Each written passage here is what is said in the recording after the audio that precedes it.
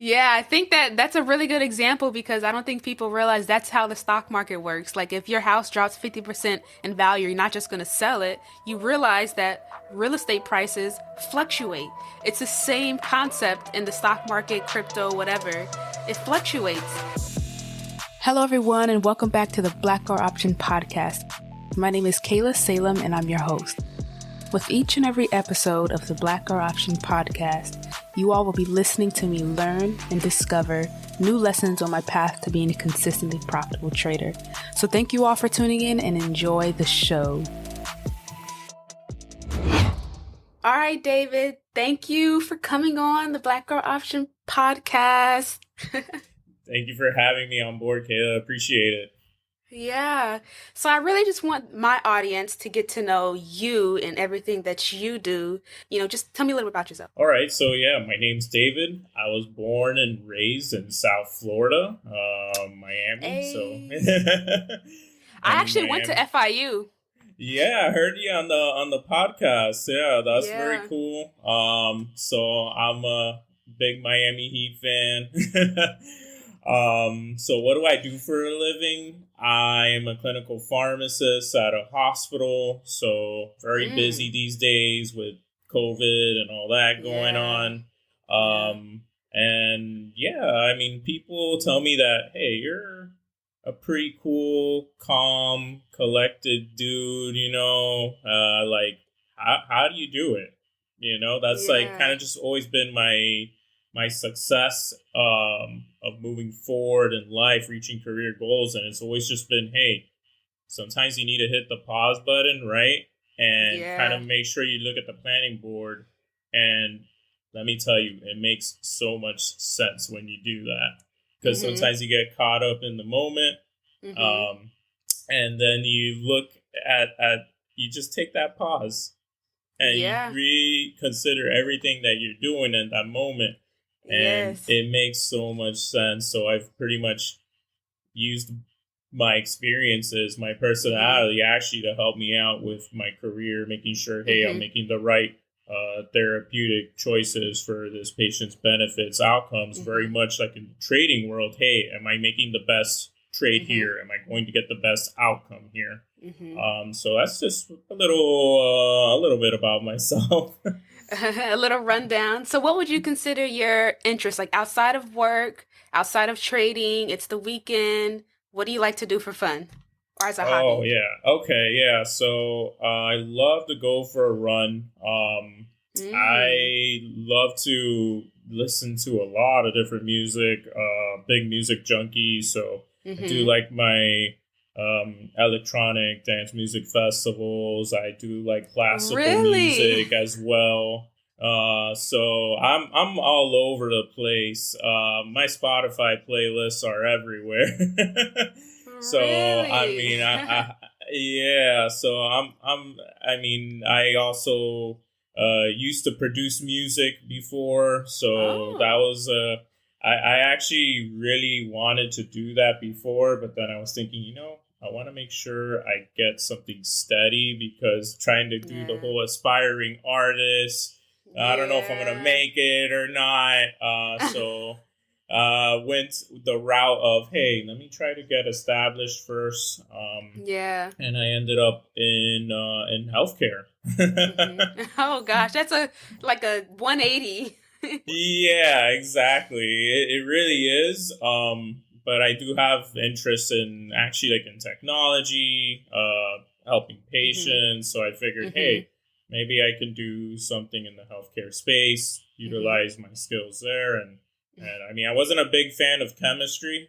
Because a lot of people say, hey, pharmacy and chemistry, like, how'd you do it? And it's like, it's a different type of chemistry. It's not like that hardcore. You're drawing all the lines, the different chains, the bonds. You're not doing all of that. You're doing real life situations, scenarios that pop up, and you gotta have you gotta be book smart, but you also gotta be able to interact and be able to communicate with people too. So yeah, it's just a little bit about me. As you can see, I'm just I'm everywhere. I know.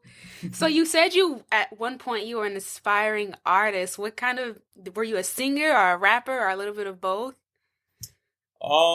So I really was into kind of like the fusion of hip hop, but like also mixing it like with guitars and stuff like Oh, that, yeah. and I really wanted to get into the whole because that was around the time where you saw a lot of artists just, hey, they turned their office into a studio. Why Yeah. can't I just do that, right? So I Yeah. was trying to create my own little genre funk kind of thing. Okay. It was cool. It was cool. Who knows? Maybe I end up revisiting it years down the road. Yeah. Yeah. Once this trading and investing pops off, you'll be able to. Oh yeah, definitely.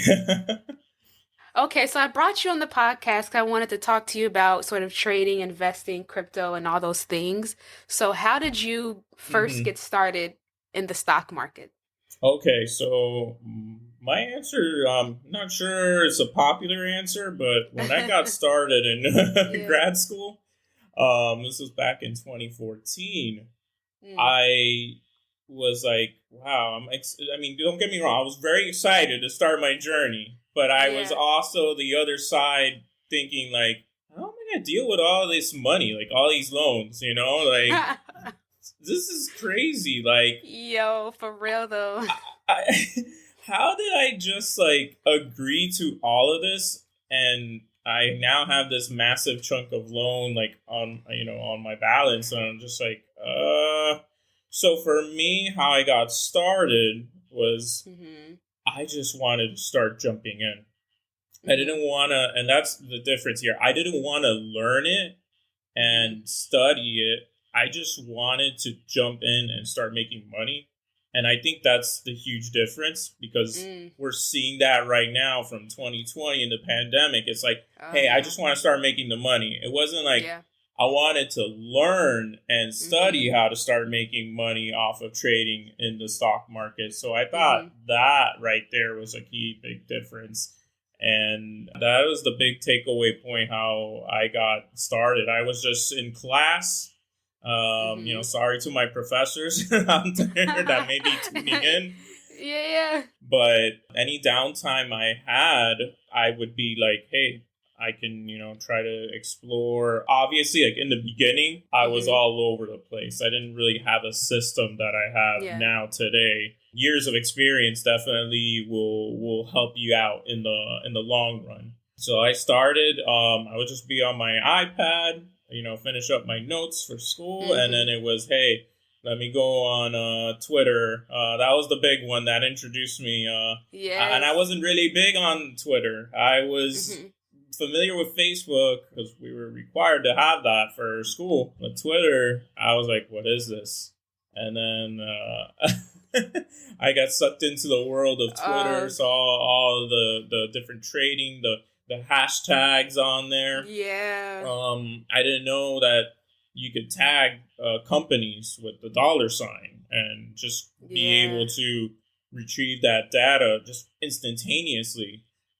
So that's how I got started. It was definitely not the best way to get started Mhm. jumping into the social media outlets out there, Mhm. but I definitely had a lot of learning experiences from doing that.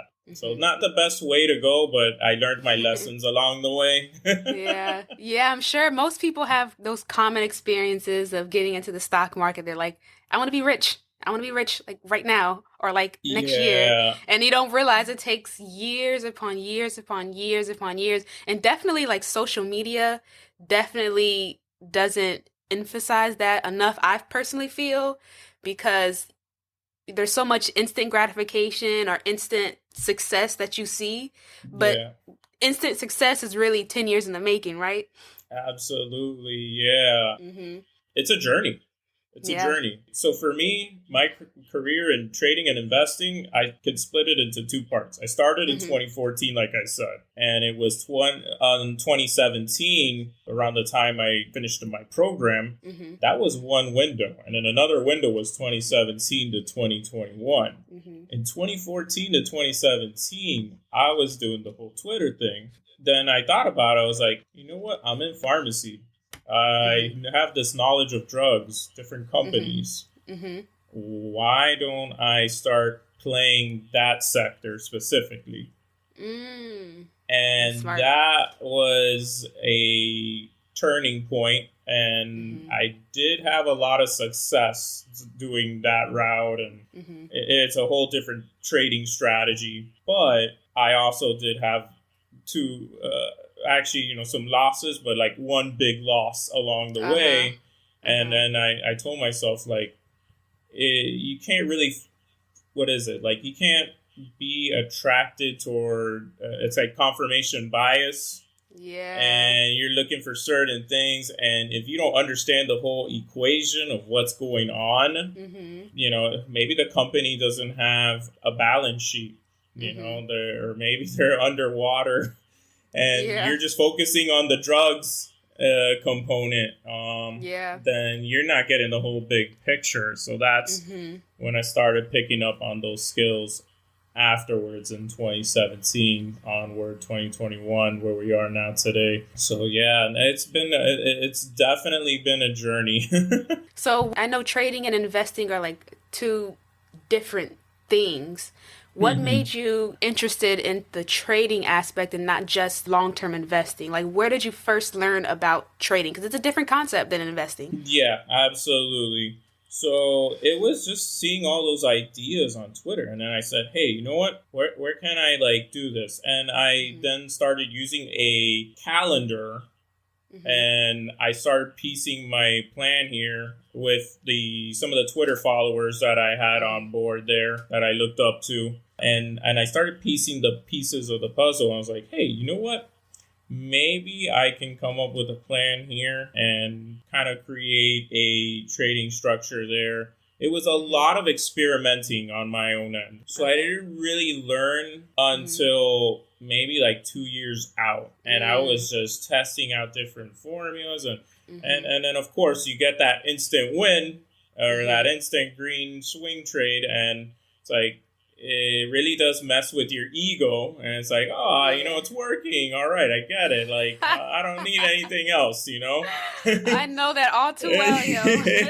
Yeah, so it's really incredible because then after 2 years of doing that, I did have some losses along the way. I was like, okay, I really need to start learning about this. Yeah. And one way I did start learning about it is depending on which brokerage platform you use, they're going to have usually like an education section or a school section. And that was actually like, if I had to pick like my one mentor along the way, it was probably that. Because following the Twitter accounts out there, you don't really know these people. Yeah, you interact with them, but do you know how their living situation is? Do you know how much their money they're bringing in per year on their income? What are their goals? They may have different goals that don't align with my goals. For me, how I had to differentiate between that. It kind of goes back to the point I was making earlier. It's like, I wanted to start making money. I didn't want to learn it. Yeah. And then it was like, as soon as I realized that, I need to learn it. Not how to start making money. I want to learn how to start making money. For me, I went through TD Ameritrade. They have like a whole bunch of different education websites, like videos on there, and super cool. I mean, because you don't even have to like pay for it. It's right there. It's just something that kind of goes under the radar for a lot of traders and investors. Yeah, same. That was for me. I started trading literally just on my own. Like I started trading options. That was my first mistake. And I would literally just buy like far out the money contracts and then hoping them to, come in the money in like a week. And most of the time that would not happen. So I had to get into like courses And like courses that people offer like through Twitter or through Yeah. Instagram, or I did do TD Ameritrade, and those really, really help. So people get a basis of what trading is via those different courses. How did you find your own strategy? Because we know there's like 30 million different strategies for trading, and whatever works for whatever some Yeah, person may not work for someone else. So how did that's you true. find your strategy? Absolutely. That's a very good question because, we're talking about like Twitter, right? Mhm. And it's really interesting because, and I'll answer the question in a moment, but I think it's so important because I'm a big Mhm. believer in like history and like Mhm. following trends. Mhm. And everything that has happened a couple months back with GameStop and AMC, looking at that whole saga, right? And you've Mhm. seen now Wall Street Bets turn into this behemoth of so much trading information being processed Yeah. through there, right? Mhm. It's no different from like going back to 2017 and Mhm. 2016. There were big global events that were occurring that when you went on Twitter, oh my goodness, there was so much flooding information. It's the Mm. same thing. It's just been pretty Yeah. much transferred over from Twitter to Uh-huh. now what is it? Wall Street Reddit, Bets. Wall Street Yeah, to bets, yeah. Reddit. Yeah. So that's why I was looking at all that happening and I'm just like, oh boy, all these Yeah. people are gonna get sucked in like I did, and Uh-huh. then so kind of fast forwarding now, how did I find my strategy, right? And Mhm. it took me a while to find a strategy and stay consistent, Mhm. and it didn't really hit me until I got out of school, and I was thinking like, I didn't really make as much as I was planning with my plan in trading and investing, and so I reviewed all my trades, and to this day, I still look back to my account balance Mhm. even in 2014 when I started. And let me tell Mhm. you, it was this simple idea: Mhm. less trades. Just do Mm. less trades and aim for quality. We're Mhm. always trying to look for the next big thing. Oh, I'm going to jump in this. Everybody else is jumping into this name. Mhm. And when you keep on just jumping and jumping and jumping and not, Yeah. you're kind of not getting the same quality that you're kind of like ripping yourself off. Yeah. All that Oh, I hard know. work. Yeah, right? It's like you have that money that you worked for, you saved it up, right? You want to invest it into these quality names, not be picking penny stocks, Oh poor God. quality names, that are a lot of these penny stocks, which I didn't really learn about until after I got out of school, 2017 and onwards, that they're pretty much set up as like for failure, which in a way that you can move money in and move money out really Mhm. quickly, pump and dump practically. Mhm. And Mhm. there's a whole bunch of like SEC filings that you can do that are completely legal that Mhm. set up certain parties to get a financial gain. And I didn't know that back then. I knew that Mm. now, I didn't know but that back either. then, yeah, like, and it just blows your mind how, wow, I was trading this. Like, what was I thinking? Like I was pretty much setting myself up for failure. So Yeah. my strategy was, hey, chill out with the trades. Before you make a trade, I want you to tell me why you're making that trade. If Mhm. it's a certain, whether it's like a chart that you're looking at or Mhm. something on the fundamentals end, a Mhm. catalyst, it was pretty much just less trades and aim for quality. Because going back to that 2014 account statement that I was looking Mhm. at, Mhm. I was invested in one company I bought in like, I think it was like $1 something.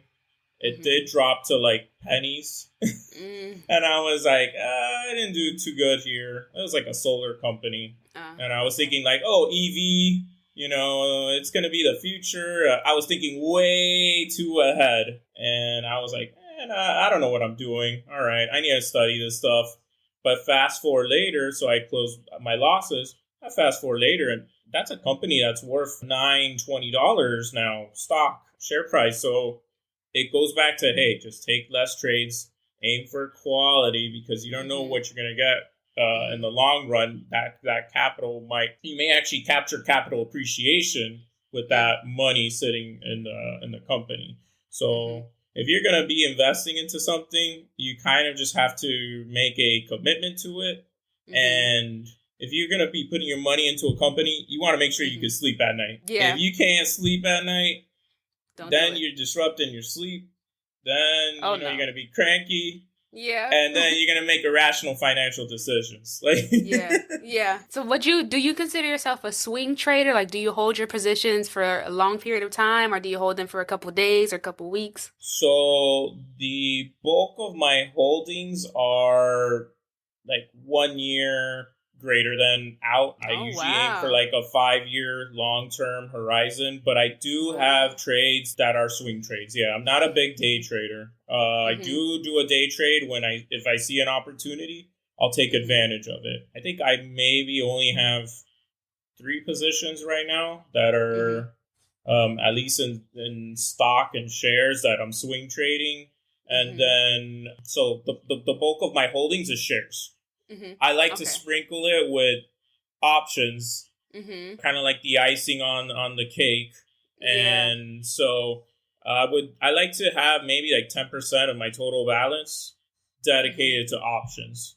And then the rest of that is just shares that I'm holding either the bulk of it long term, and then maybe like a smaller piece of that is going to be dedicated to swing trading. So big advantage right now is taking advantage of, again, the pandemic, COVID. There's a lot of healthcare names that are very attractive in this environment. Definitely names I don't want to hold on to for the long term because those names are very volatile. Running a drug company and drug clinical trials is very expensive. It usually kills a drug company or the smaller biotechs. So you got to be very careful. I would love to just get in, and if I can capture a movement in the stock price, get out. So my bread and butter is long-term investing and then swing trading. And then if I do see an opportunity where something happens, like following the news, last year, what was it? Tesla, like Elon said something about the stock price being too high. Oh yeah, it was too high. It dropped like and I was just like, is this happening for real? And, hey, it's an opportunity. Why not take a put contract, write it down, and, hey, I pay for lunch and, for the rest of the week. So since you're more into like long-term investing and long-term holding your positions, do you think that's helped your trading psychology, or it's been detrimental? It sounds like it's helped it a lot because you can sleep at night, Absolutely. You tell me that, my holdings are down 50%. Okay, so what? I'm going to hold on to it.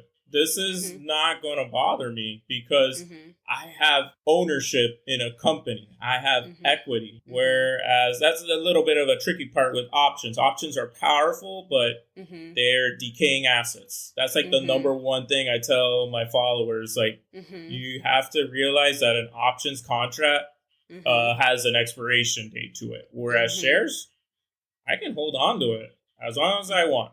Unless the company files for bankruptcy, then you're going to be in for a wild ride. They have to liquidate their holdings. So being on the long-term end, that's just, it kind of just made so much sense to me. Like, hey, I can have ownership in these tech companies. I can have ownership in social media, drug companies. Why not have that? Some of them pay a dividend. Oh my goodness, even better. I didn't have to do anything. And they're paying me a dividend for just investing in their company. That's a sweet gift. That's a good deal. And then options, I do like, buying options contracts to trade and swing trade. Definitely like to sprinkle that into the mix because you can capture some significant gains in a week or 2 weeks. Yeah. Or you can play it the other way too. Like, I really like the idea of selling puts and collecting that premium. It's like a win-win situation. Oh my goodness, I get to own shares in a company that I want, and if it doesn't fall below that strike price, all right, that's cool. I get to keep the premium that I collected. So those long-term strategies definitely have helped me along the way where before I was jumping into the Twitter party and, oh, you got to jump in this name. And then you got to jump in this one. And it was just like, it was a little bit too crazy. Yeah. Definitely, like, it kind of stressed me out. And it was tough. Like, it really messed with me mentally. Like, it just I didn't have a balance, a clear vision that I have now, seeing the way forward. Not saying that, hey, day trading is, there's nothing wrong with it. There's definitely an element to it. And if you can master it and capture it, I love it. Like, go for it. Right. That's what works for you. But for me, it was just using it as, hey, if there's like a news event and I can take advantage of that news event, then yeah, definitely I'll jump in. Yes. Like Elon tweet. Yeah. That was crazy. I still can't believe that. It's just wild. He's so funny. Yeah. And it's just like, it's like a further proof of like the opportunities. There's always going to be opportunities every day in the market. Just got to find them.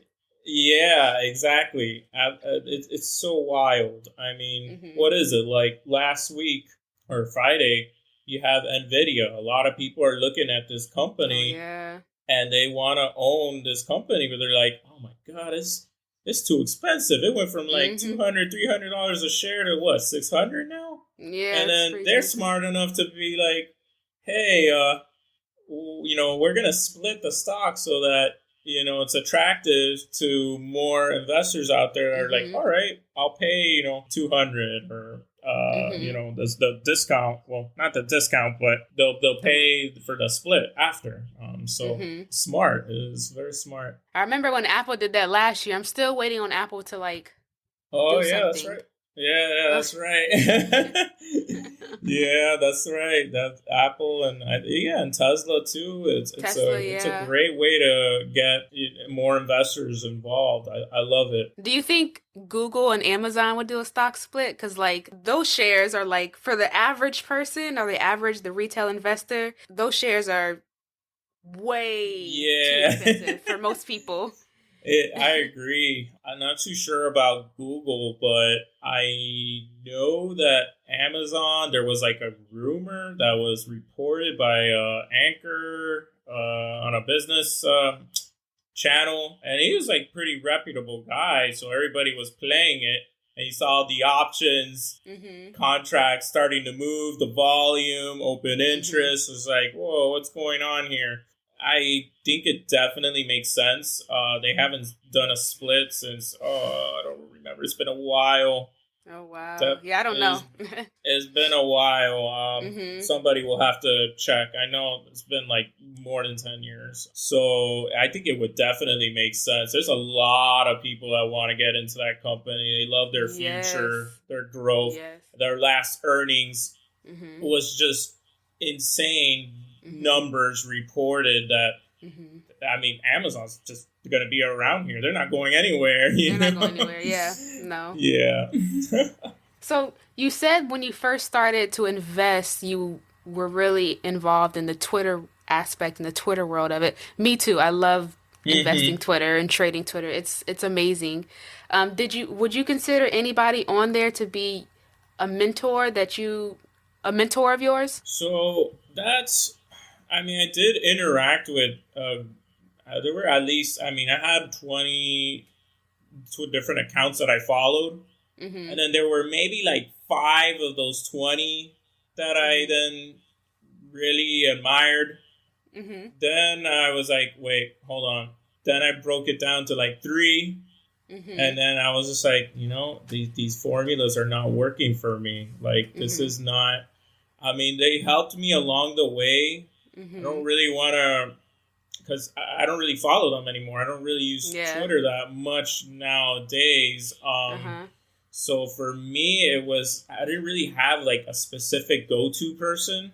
It was actually, believe it or not, the hidden TD education page that really that really gave me the building blocks. And then I was able to use those building blocks to build the foundation of investing and trading. You want to make sure if you're moving into a home, you want to make sure that home has the right plan, the right building blocks to it, right? It wants to be steady. That's pretty much the same approach that I was looking at with my trading and investing. Mm-hmm.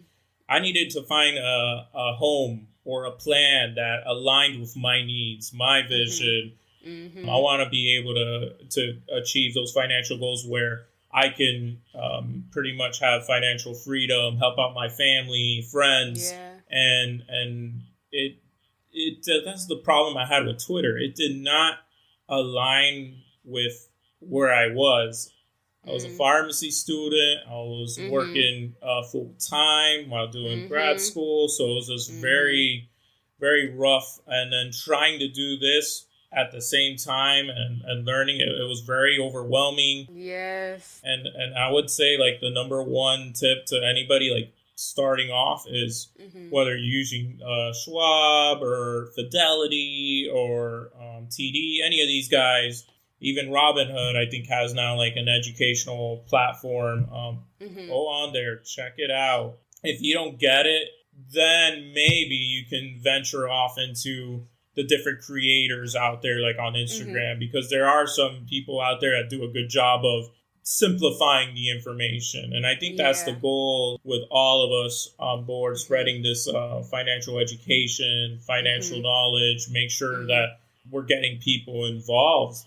It's just, it's really crazy, like what's happening right now in the world. So because you're involved in like the education aspect of trading and investing, what books would you recommend for people to read to just get a basic understanding of investing and trading? Yeah. So for me, I mean, there's a lot, but I will tell you the one book that changed everything for me was The Richest Man in Babylon. Really? George Clason. It's crazy that, because I've read like Day Trading for a Living, The Intelligent Investor. Those are great books too. But for me, Rich Man Poor Dad. But the one that really stood out to me and just like it I felt it in my heart and in my mind. It was this book. Why? Because it pretty much defined like the principles of financial freedom, saving, preserving, growing wealth, and doing it in a very simple fashion. It was just like, it was just mind blowing to be reading these parables and the way how the main character is Arcaz telling his followers like these secrets of becoming successful, wealthy, financially free. It's really just it's a hidden, but like in just a simple way, in simple words. So this book, for me at least, it's a short book too. It's not too long, so that's nice for anybody who's like trying to squeeze in a quick audiobook or a quick read. This book like not only teaches you how to invest, but how to just take care of your personal finances. And I think that's a huge part. Like, it kind of goes back to the main point I made in the beginning. It's like, you don't want to just start making money. You want to learn how to start making money. And like, as long as you're willing to learn, oh my goodness, the world is yours. You'll always be able to make money if you learn first. And that's what a lot of people don't do now, which that's why I love your Instagram page so much, because it's heavy on education and not just like that. It's not just you like showing how much money you made today or this month or whatever. It's you educating people, and that's the best advice I could give people is to educate yourself first before throwing your money into anything. Read a book, go do a course, watch a YouTube video, something, before you throw your money at things, because you don't want to lose it. And like people told me this before I started trading, and I wish I would have listened. I lost a lot of money. It's happened to the best of us, right?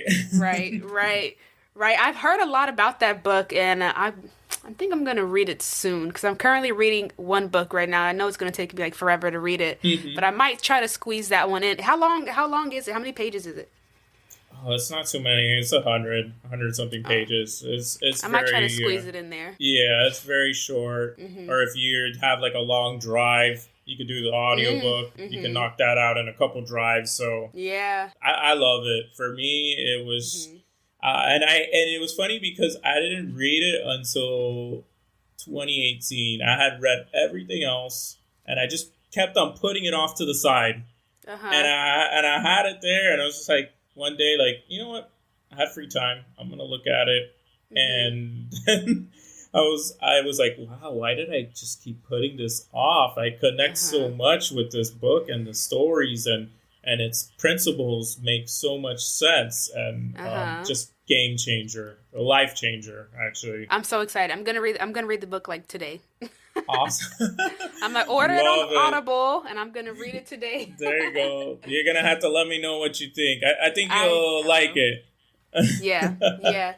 So, do you find yourself talking about investing with people in your family, your friends, your colleagues, or do you just kind of like keep it to yourself? That's a very good question, because during the 2014 to that 2017 run that I had, that first half, where I was experimenting and all that, oh, I did not want to tell anybody. Yes, same. I was like, oh boy, don't get me wrong, I had good days. I still remember my very first trade, which worked out really well. It was Blizzard Activision. I liked their games. I figured, hey, you know what? Why not invest into this company? And it ended up paying off. It was a 5-year trade. It was like $20 and then $80 something. So I got to get a nice return on it. But then everything else, jumping into Twitter, these penny names, and then I'm like, what is this? They just did an S3 filing. I don't know what that is, and then like a reverse stock split. Huh? What is that? And then there's all these weird mechanisms, and I was just like, oh boy, I don't get any of this. Like, I was just so, I didn't want to tell anybody. I was like, oh man, this is embarrassing. Like, but then I fast forward to now. Pretty much I started talking about it with everybody was around the end of 2019 going into 2020. For me, that was the breaking point where I wanted to start sharing my journey, my success, my troubles in there too. There's always going to be ups and downs. It was actually like a pretty crazy moment of time for me, because I had actually suffered a pretty bad injury at that time, and it sidelined me from working in the hospital for a long time. Oh no! So I couldn't do my pharmacist duties, and I was just like, what am I going to do with all this free time? Yeah, so I ended up like kind of just a really bad ankle injury where it required 2 surgeries, a lot of work, and I couldn't do as much that I was able to do now or before. Just getting around to places was very difficult. So I was thinking to myself like, oh, what am I going to do here? And then that's how I came up with the idea of, you know what, let me just start telling people about my story, my experience, spreading education, and people that want to learn how to start making money and not just start making money. And that's how I came up with the TradeStudy and my little platform on there. That's just been, it's kind of like my baby now. Yes. And it's just been fun to interact with different people, and I'm very thankful. Like my friends, my family have always been supportive. I know at first they were a little bit like, huh, like you're really heavy into this, like, and it was a little bit of like a shockwave. But now actually it's just become like kind of normal conversation every day, every other day or so. So it's pretty cool, because I think like there's such a large population out there that people are just jumping in without learning, especially to the pandemic, being stuck at home. And it's one thing to, Yeah, there you go, right? Like Uh-huh. that. And YOLOing calls and Yeah. it's like, do you even know what a call option is? It's just like, Yeah. I'm just buying these because they go up. And I'm like, oh boy. Oh no. He's in for a rude awakening.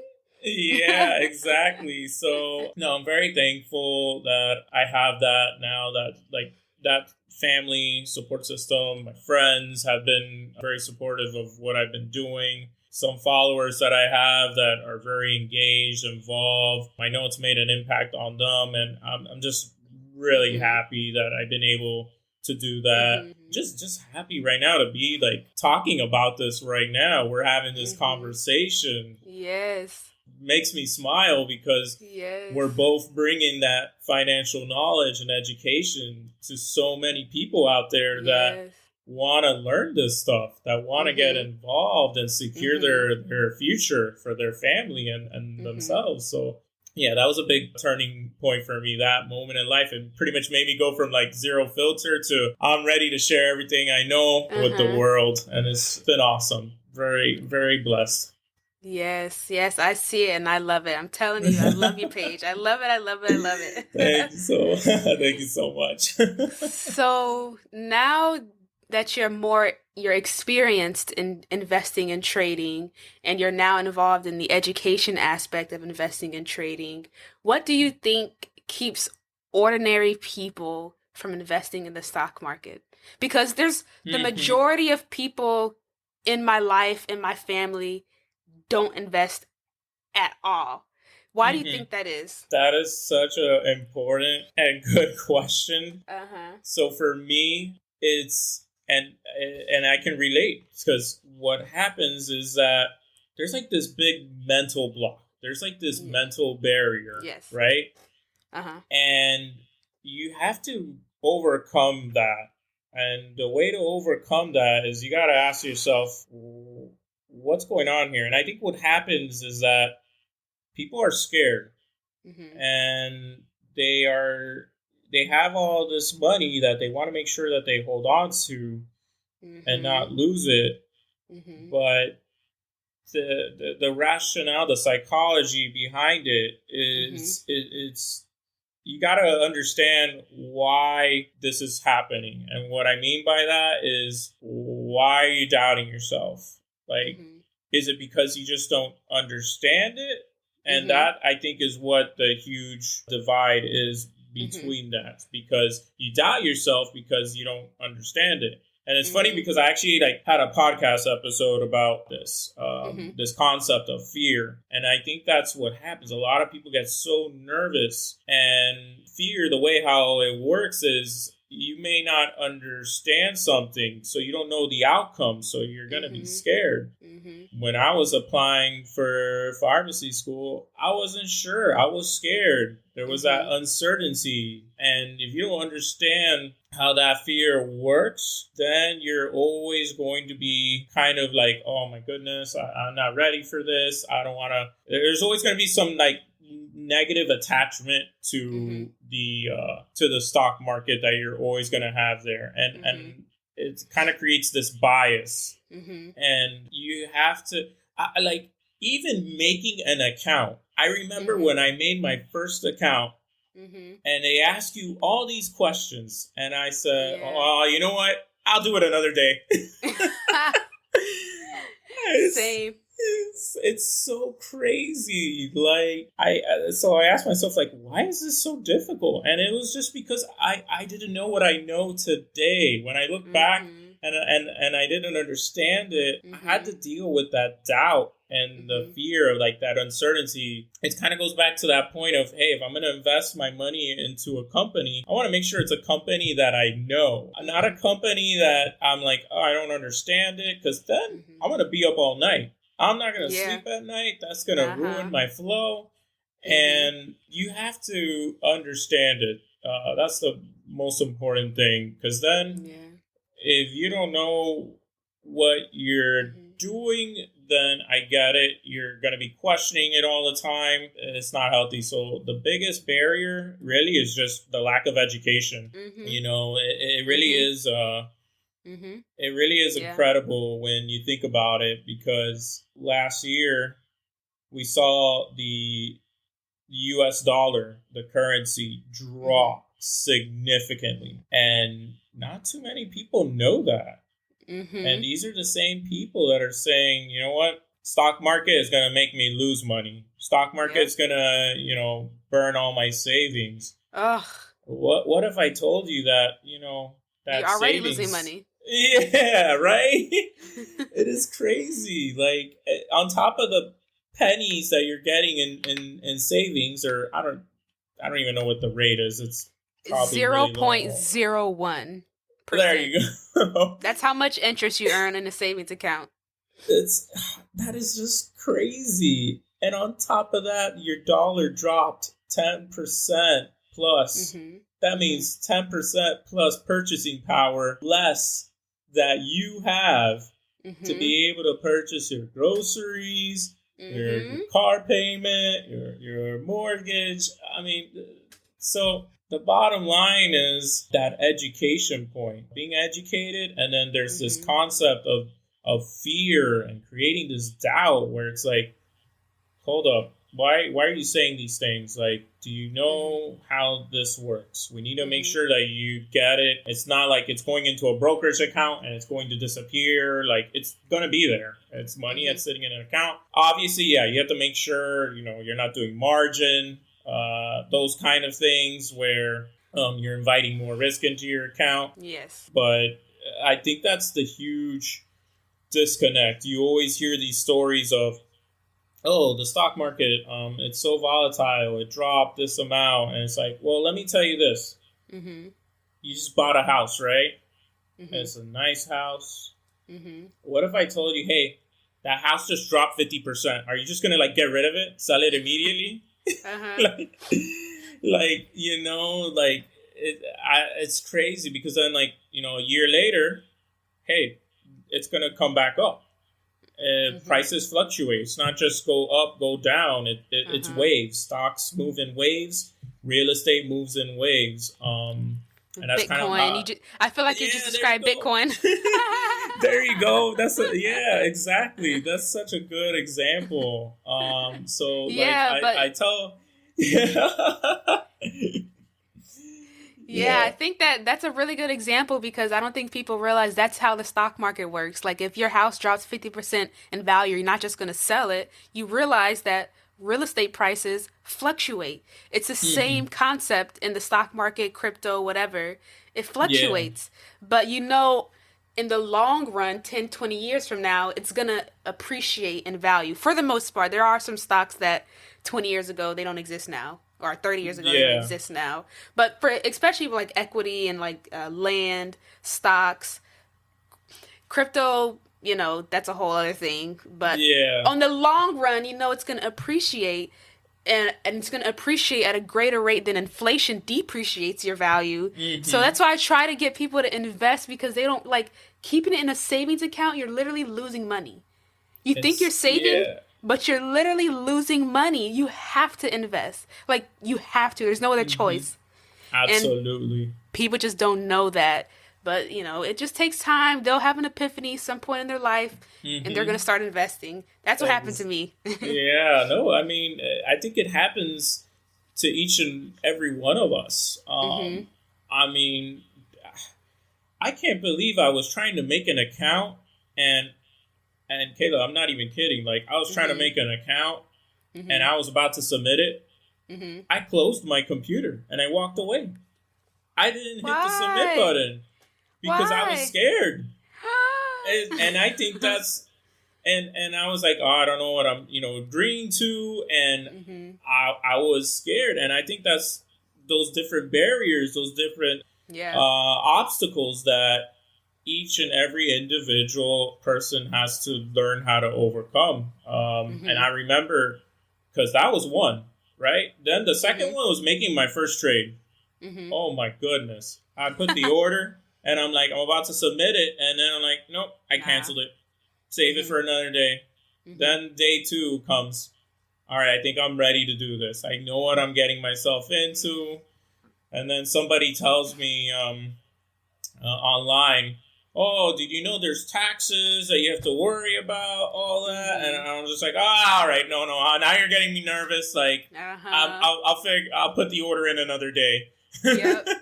So it's these different barriers of that you kind of have to jump over and break. And once you break them, you create this life-changing moment. This it's just game changer, literally. It really is incredible. Since you mentioned taxes, this is what I really wanted to talk to you about for this episode. What is the difference between stock market taxes and crypto taxes? Like gains and losses.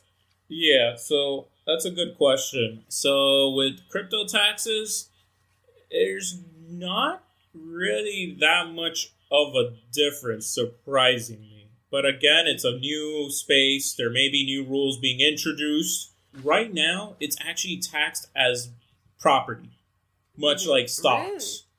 So, like, if you have capital gains or losses, right? Your tax rates then depend on your holding period.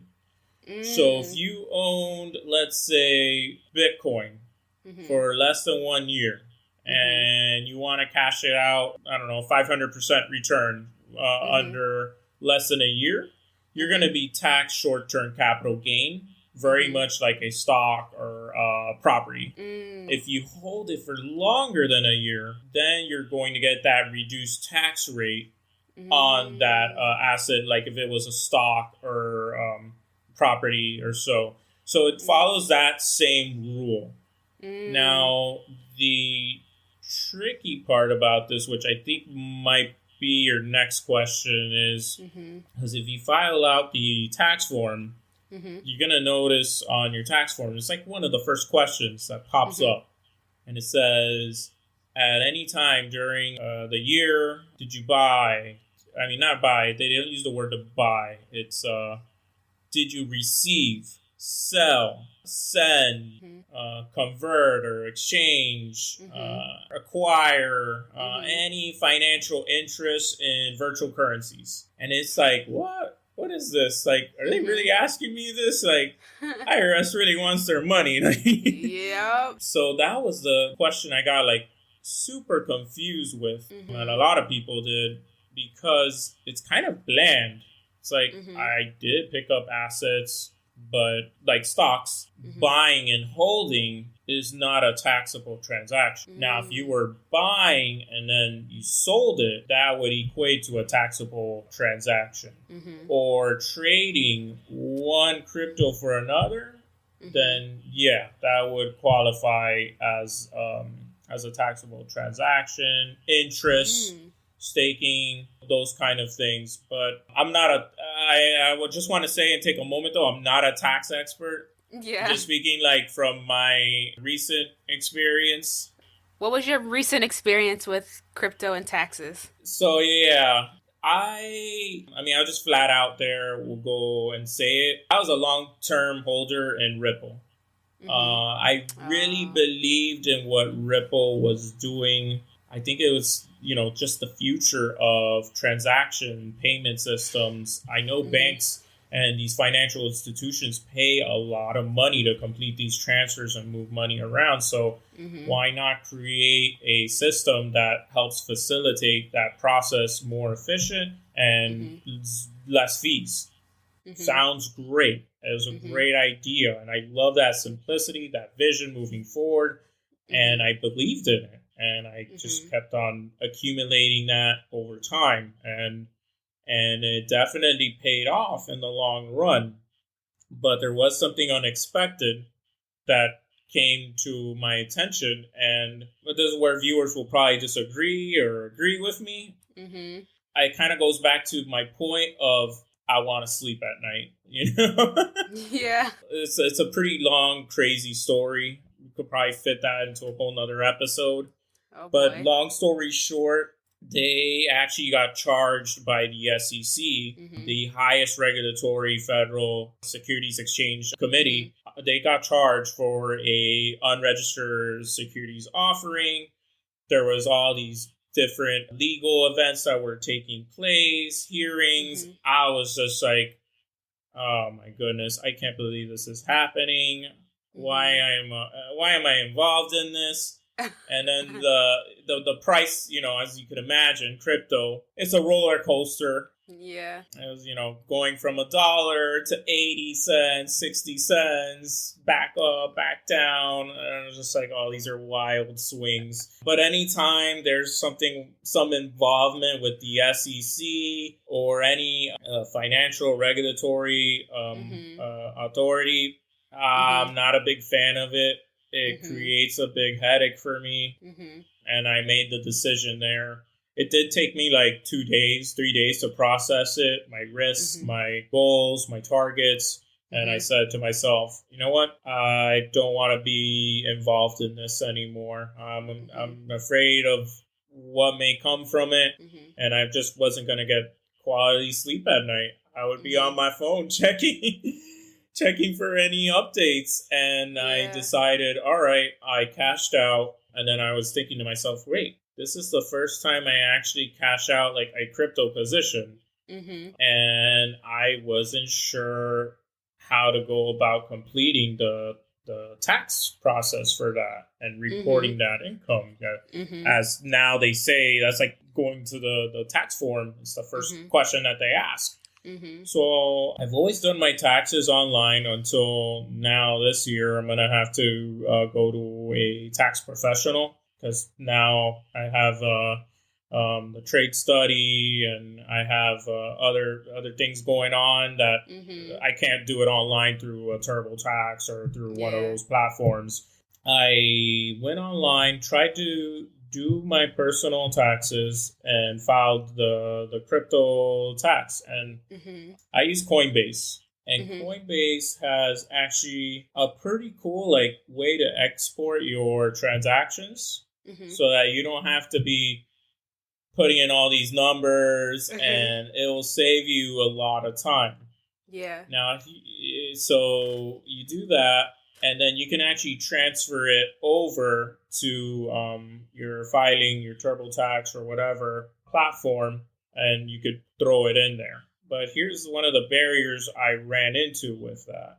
Apparently, it wasn't compatible on the tax software. So I was like, there's no way I'm going to be putting in all this information myself. So I did some digging around. And there are some pretty cool websites like Crypto Trader Tax or Crypto Tax. I mean, I would have to check. It's something like that along those names. And that one, they actually do a full review and make sure you're not missing anything, no inconsistencies. Oh, wow. I don't know how much they charge, but that was one that caught my attention. What was it? What was the website again? CryptoTrader.tax. There we go. Okay. So, and they have a video on there, show you how it works. I'm sure there's other providers out there, but I was looking at them, and maybe that might be one I use for the future as my crypto assets grow and it gets more complicated. But going back to the story, I was just saying, how do I get all this Ripple recognized and make sure that I'm doing this right? I actually have another app that I use on my phone. Let me see if I can pull it up here.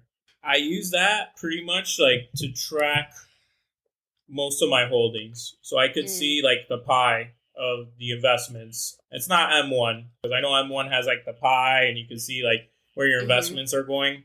It's my stock widget or something like that. And I track because I have 5 different investment accounts. So it kind of gets confusing, and I could just capture it all from that pie and make sure, hey, if I'm not too concentrated in one area or another. So going back to the form. So I have the form there. It's not recognizing it from the sheet I got from Coinbase. So on that app, you actually have a feature where you can export your own spreadsheet. And I use that spreadsheet to then just copy paste the fields in there. So the dollar amounts, the cost basis, the time, the date. And that was actually the approach that I went with completing my Ripple tax for that first time experience, because I wanted to make sure I was doing it right. And I talked to a tax advisor, and they told me that a lot of it is still up in the air. It was just something that we're still understanding. Exactly. But the key things to remember, I would say this would be like the cheat sheet version is if you're buying and holding, it's not taxable. You're good. If you're trading one for another, yes. Using it as a merchant payment system, yes. Staking interest, yes. So if you buy it and sell it like I did in my case, yes, you have to report that because then if you don't run, let's say you don't report it, right? You do, of course, run the risk of being audited by the IRS. Nobody wants to go through that. That's not fun. So that was kind of my story, my experience with it. Definitely, I'll have to get back to you and get the name of that widget app that I use to transfer. I just know it's like my stock something. For some reason, like I can't pull up the name on my phone. I don't know what's going on there. Yeah. That was my one experience, and it's actually treated like stock. So if you're holding it for a year longer, that's awesome. You save a lot in taxes that way. If you're trading it, like in the short term, it might be because I'm thinking of like the crypto fees and all that too. You know, it might actually be really expensive to do that. Yeah, that's kind of like the cheat sheet or quick guide. My experience. Hopefully that helps out some of the listeners out with that. Yeah. So what do you think? Just we're not financial advisors. We're just talking, and through our experiences, where do you see crypto as a whole? So Bitcoin, Ethereum, XRP, Cardano, Litecoin, where do you see crypto as a whole 20 years from now? Do you think it replaces the actual dollar, or will it be banned all across the world, or will certain countries ban it and certain countries embrace it? What do you think it'll be? So I do think it's already now, like as of this week, I can say with probably 90, almost 199% certainty that it, like Bitcoin, it's not going to go away. It is not going to go away. The reason why I have such high certainty is, I mean, I'm not a financial advisor, but I do like to follow what's happening in the world, the politics, landscape, economics, all that. And what you're seeing happening is just last week, the IRS is doubling up on staff. They are getting more people to track cryptocurrency gains. That right there was a signal to me that, hey, they are jumping on board and they are going to make sure that they get their money. And if you do the projections, like they're going to be making trillions off of this. So it's just a way of, hey, the government's going to be getting their piece of the pie and pretty much saying that and confirming that I don't think Bitcoin's going to get banned. People are realizing the potential, the utility of it. And I do believe that like 5-10 years out that we're probably going to have different currencies available to be able to complete transactions, trades. You're going to see this probably used in like the big markets, global emerging markets everywhere. And it's going to help even make global trade more efficient. So I do believe that the future is going to be very much, hey, having a digital wallet on you and being able to swap out different currencies, not having to go to like, what is it? Like at an airport, you have to exchange your dollars for wherever you're planning your trip. Like you can do this all through your phone or whatever future device that we have in the future ahead. You're going to be able to have that ease of pretty much like a liquidity of being able to move those assets around. And I think that's like the beautiful thing about it. And I was always kind of skeptical about it at first, but it was actually 2017 where the light bulbs just went off. And I was like, I probably should start getting some exposure here. And it started with Ripple, actually. It was Ripple. And I really liked that whole idea of being able to simplify the transactions process of being able to move money around with less costs for these big institutions.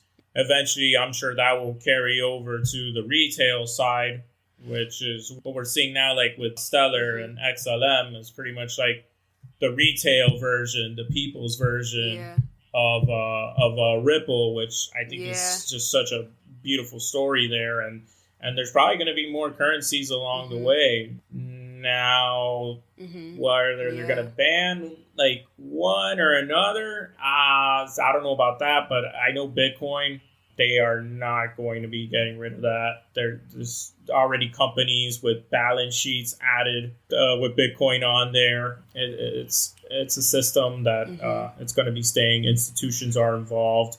If you affect those institutions, then that's going to hurt those businesses. That's going to hurt the economy as a whole. That's like investing into Apple or Microsoft stock, and all of a sudden it drops to $20. Are they really going to let that happen? I doubt it. That's such a huge company, a huge force that we have that provides economic strength in our country. So it's that's kind of the way how I view it right now. So as of last week, we have these drops. And then these highs, these bounces, but I think I'm seeing it as a gift right now, because this is kind of the ticket to the future. And those recent announcements by the IRS just instilled further confidence. So the Treasury is going to be. I have to pull up the numbers for you, but it's a lot of money that they're going to be collecting. They're definitely going to be getting their paycheck, and I don't see them getting rid of that when they're able to collect that cash and hopefully, pay off some of that increasing debt that they have. Yeah. Now that's the question. What are they going to do with all that profit that they're going to make on collecting all those taxes? That's the real question. We could do a whole podcast on what they'll do with that. You're right. You're so right. But I agree with you. I just want to see with crypto, I want to see more functionality with it in our everyday life. So I want to be able to go to Home Depot and exchange using crypto. I want to be able to go to a bar somewhere and be able to exchange crypto instead of doing cash or whatever we're doing now. So that's what I'm looking for in the future. And I see it with PayPal and these sort of money transferring services where you can transfer crypto. But I'm really interested to see when Amazon's going to start accepting crypto as payment. And the reason I love crypto so much is because it goes up in value. It's not like the dollar. Next year, the dollar's going to be worth less than it is now. Bitcoin's going to be worth more than it is now. So that's the great like aspect of crypto for me, is that it appreciates over time, but the downside is it's not functional yet. And I didn't know that about the IRS, how they're hiring more people. So they're getting ready. So they're starting to embrace it. That's now really that good they're news, tracking any institutions transactions of $10,000 or more, you have to report that. So they are definitely starting to look at all of this and make sure that they want to be a part of this. And it's a good point you bring up. Is like, I hope, what they do with that money, goes to good use and it ends up like helping all of us out. I definitely would love to see more of that functionality too. That's something that I think will take more time, but we're definitely getting there. Because I remember, like, that's such a good example too. PayPal. Like, nobody knew about PayPal. It only worked, like, in certain vendors. Now it's, like, everywhere. And you can even do crypto on there now, I think, too, right? Or something like that. So... Yeah, you can buy and sell crypto. You can buy and sell crypto on Cash App as well. That's so crazy. So it's slowly getting there, being integrated, and I think it really is beautiful how we're getting this access, this financial. It's pretty much just like a revamped financial system, and it's access for everyone. And I love it because that's what we're doing right now today, talking about financial education, financial knowledge, making sure that people have access to this information and just spreading the word around. So it's a beautiful picture when it all comes together. Well, I want to thank you so much for coming on the podcast. I definitely recommend everyone that's listening to go to The Trade Study on Instagram, follow David, like his posts, interact with him, learn from him, DM him, and get a 15-minute call so you can understand about investing, because it really, really is so important for just our culture and community as a whole to be financially literate.